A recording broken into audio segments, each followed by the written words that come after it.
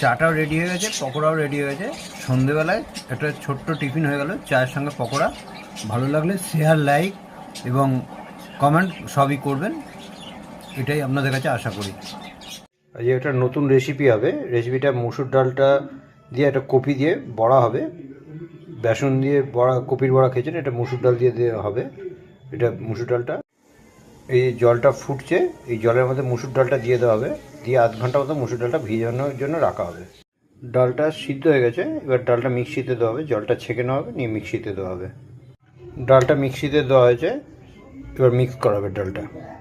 কপির যে পকোড়াটা হবে মুসুর ডাল দিয়ে, সেটার মশলা হচ্ছে পেঁয়াজ কুচি, কাঁচা লঙ্কা কুচি আর রসুন কুচি, এই তিনটে আছে। এবার ডালটা মিক্স করে এর মধ্যে দেওয়া হবে।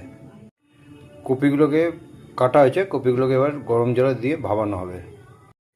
কপিতে যে জলটা ফোটানো হচ্ছে, এই জলটার মধ্যে এই পরিমাণ মতো এই হলুদটা আর পরিমাণ মতো লবণটা দেওয়া হবে, দিয়ে কপিটা সিদ্ধ করা হবে। ডালটা মিক্সি থেকে বার করা হচ্ছে এই মশলাগুলোর সঙ্গে। আজ একটা নতুন রেসিপি হবে। রেসিপিটা মুসুর ডালটা দিয়ে একটা কপি দিয়ে বড়া হবে। বেসন দিয়ে বড়া, কপির বড়া খেয়েছেন, এটা মুসুর ডাল দিয়ে দেওয়া হবে। এটা মুসুর ডালটা, এই জলটা ফুটছে, এই জলের মধ্যে মুসুর ডালটা দিয়ে দেওয়া হবে। দিয়ে আধ ঘন্টা মতো মুসুর ডালটা ভিজানোর জন্য রাখা হবে। ডালটা সিদ্ধ হয়ে গেছে, এবার ডালটা মিক্সিতে দেওয়া হবে, জলটা ছেঁকে নেওয়া হবে, নিয়ে মিক্সিতে দেওয়া হবে। ডালটা মিক্সিতে দেওয়া হয়েছে, এবার মিক্স করা হবে ডালটা।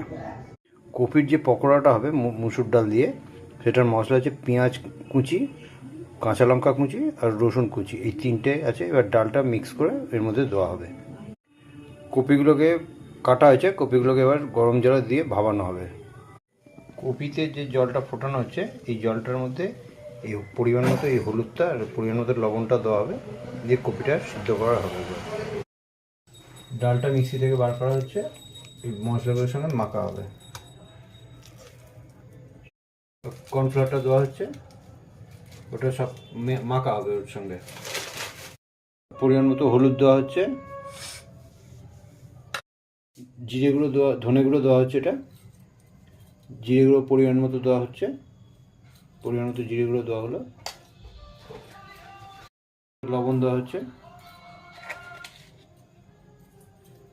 ডিমটা ফাটিয়ে দেওয়া হচ্ছে ওর মধ্যে। এবার এটা ভালো করে মাখা হচ্ছে জিনিসটাকে।